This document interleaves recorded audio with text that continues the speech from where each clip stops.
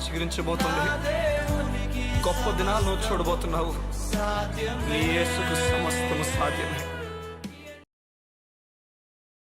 Good morning దేవుని ప్రియ కుమారుడు, good morning దేవుని ప్రియ కుమార్తె, special good morning to you. ఈ ఉదయమున దేవుని మాట నేను ఆదరించబోతుంది. నీవు దేవుని మాట చేత కట్టుబడుతున్న వ్యక్తివి అయితే నువ్వు దినదినము ఒక మెట్టెక్కుతున్నావు అని అర్థం.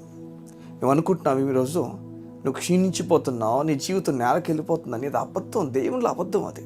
ఎందుకంటే యోసేపు జీవితం మనకు బాగా తెలిసిందే. దినదినము నేలకు వెళ్ళిపోతున్నట్టు అనిపిస్తుంది, దినదినము కిందకు వెళ్ళిపోతున్నట్టు అనిపిస్తుంది. కానీ దేవుని గ్రంథంలో రాయబడుతున్న విషయం మనం గమనిస్తే ఇంకా పైకే వెళ్తుంది కానీ కిందకి వెళ్ళలే. చూడండి, తన అన్నదమ్ములు అమ్మేసినప్పుడు, గోతులు వేసేసినప్పుడు, తీసుకెళ్ళి ఇష్మాయిల్కి అమ్మేసినప్పుడు ఆ జర్నీ అంతా ఏం చెప్తుందంటే ఇంక వెళ్ళిపోతున్నాడు, ఇంక జీవితం అయిపోయింది, ఇంక ఈ కుటుంబాన్ని కలవడు, ఇంక జీవితం అక్కడితో ముగించబడుతుంది. ప్రతి సందర్భము కూడా ఈ లోకపు కళ్ళు ఏం చెప్తాయంటే ఈ జీవితం ఇంకా ముగించబడిందనే చెప్తాయి. కానీ యాక్చువల్గా మన దేవుని కళ్ళని చూస్తే ఆ వ్యక్తి ఎక్కడ ఇచ్చింపబడాలో ఆ ప్రాంగణానికి, ఆ ప్రాంతానికి వెళ్ళిపోతున్నాడు. తర్వాత 44 ఇంటికి వెళ్తాడు, ఆ తర్వాత చెరసాలకు వెళ్తాడు. మూవ్ అవుతుంది. ఎక్కడికి మూవ్ అవుతున్నాడంటే ఫరో రాజు దగ్గరకు మూవ్ అయిపోతున్నాడు. నేను చెప్తున్నాను, ఈరోజు నువ్వు కిందకు రాట్లే, నువ్వు పైకి వెళ్తున్నావు. అందుకే పౌలు మాట చెప్తాడు, బాహ్య పురుషుడు బాహ్యంగా నేను క్షీణించిపోతున్నప్పటికీ అంతరంగంలో నేను మాత్రం దినదినము నూతన పరచబడుతున్నాను, దినదినము నేను బలపరచబడుతున్నాను. దేవుని దాసులు మాట్లాడే తీరు వేరే, దేవుని ప్రజలు మాట్లాడే తీరు వేరే, దేవుని యందు నమ్మకుంచే వ్యక్తులు మాట్లాడే తీరు వేరే. వారు ప్రతిదినం చెప్పే ఒక మాట, నా జీవితం గొప్పగా ఉండబోతుంది, నా దేవుడు గొప్పగా హెచ్చించబోతున్నాడు. నీకు అనిపిస్తుందేమో నా జీవితం కిందకి వెళ్ళిపోతుందని, కానీ నా దేవుడు మాత్రం చూస్తున్నప్పుడు నా జీవితాన్ని పైకే తీసుకెళ్తున్నాడు. నీవు కాన్ఫిడెన్స్ కలిగిన వ్యక్తిగా మాట్లాడాలి యేసయ్య గురించి. నీలో ఆ కాన్ఫిడెన్స్ మాటలు దేవుని కొరకైనా మాట్లాడడం ప్రారంభించాలి. ప్రతికూల పరిస్థితులు ఉన్నా, నీకు అర్థం కాని సందర్భాలు ఉన్నా, నీవు మాత్రం కాన్ఫిడెన్స్తో మాట్లాడు.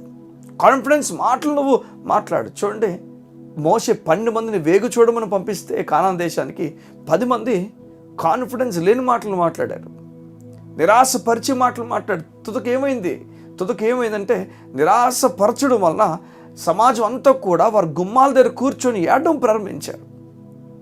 ఏ మాటలు నీకు వినిపిస్తున్నాయి నాకు తెలియదు, ఈ 10 మందితో చేరిన వారు మాట్లాడిన మాటలు నీకు వినిపిస్తున్నాయేమో.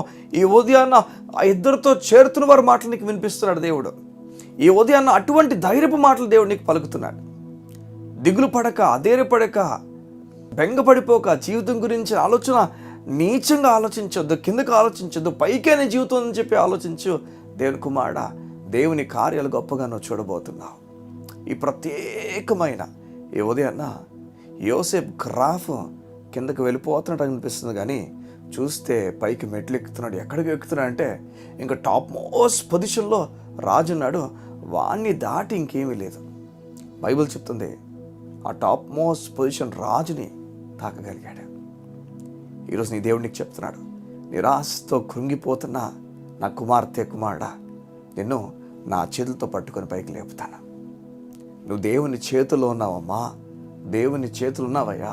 నిరాశపడి అడుగులు వేయక ధైర్యపడుగులు వేయి.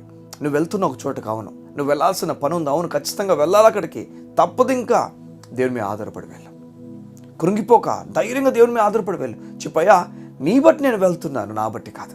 నేను చెప్తున్నాను, అక్కడ అందరు నీకు అనుకూలంగా మారుస్తాడు. నీకు ఎవరికైనా గొడవ అయిందో వారు గొడవ చేస్తారు, నువ్వు గొడవ చేస్తావు నాకు తెలియదు, ఇప్పుడు నువ్వు పశ్చాత్తపడుతున్నావు, అయ్యో ఇది అనవసరంగా అయిపోయిందని. దేవుని చెప్పు, నువ్వు తిరిగి మళ్ళీ వెళ్తున్నాను, మా ఇద్దరం కలుసుకొని ముందుకు వెళ్ళినట్టుగా సహాయం చేయి. నువ్వు దేవునికి ప్రతిదీ ప్రార్థన చేయొచ్చు. కుమార్తె నీ కొరకు తన కుమారుని వదులుకున్నాడు, నీ కొరకు తన కుమారుడు వదిలేసుకుని నేలకు నీరు వంపినట్లుగా తన జీవితాన్ని నేలకు వదిలేశాడు. ఇంతకన్నా దేవుని ప్రేమ దేవుడు ఎలా చూపిస్తాడు చెప్ప? ప్రాణం పోయినా నువ్వే కావాలని కోరాడు. ఈ ఉదయం ఇట్టి దేవుడు నేను నీతిమంతుడిని పిలుస్తున్నాడు. నువ్వు నీతిమంతుడివి.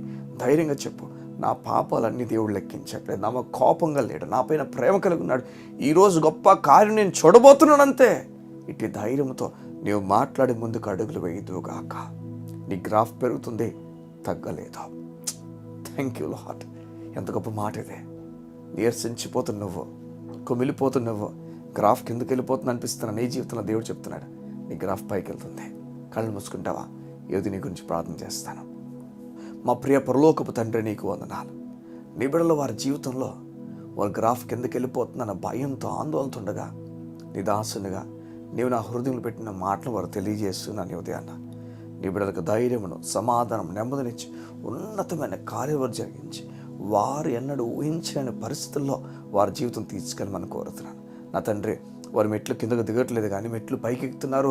వారు ఫరోను తాకిన బలాన్ని, కృపను ఇవ్వబోతున్నావు. నీకు స్తోత్రాలు. నీ బిడ్డల మధ్యలో ఎవరెవరి మధ్యలో గొడవ అయిందో, ఏమైందో, ఎలాంటి కలహం, ఎలాంటి గొడవలు, ఎలాంటి విచిత్రమైన పనులు వారి జీవితంలో జరిగాయో ఇప్పుడు పశ్చాత్తపడి తిరిగి అయా ఇది నీ కొరకే అని చెప్పి ముందుకు అడుగులు వేస్తుండగా నీ బిడ్డలకు నెమ్మదినివ్వండి. నీ కృప చేత అంతా వీరికి అనుకూలంగా మార్చమని అడుగుతూ యేసు నామమున ఈ దినము ఉన్నతమైన కార్యాలు ఈ బిడ్డలు చూచునుగాక. ఉన్నతమైన కార్యాన్ని బిడ్డలు చూచునుగాక. యేసు నామమున ప్రార్థించుచున్నాము తండ్రి. ఆమేన్, ఆమేన్, ఆమేన్. ఈ ఉదయమున దేవుని బలమైన కార్యము నువ్వు చూడబోతున్నావు. స్తుతించు, ఆగక అని స్తుతించు. చెరసాలైన అది బదులైపోతుంది. God bless you. See you tomorrow.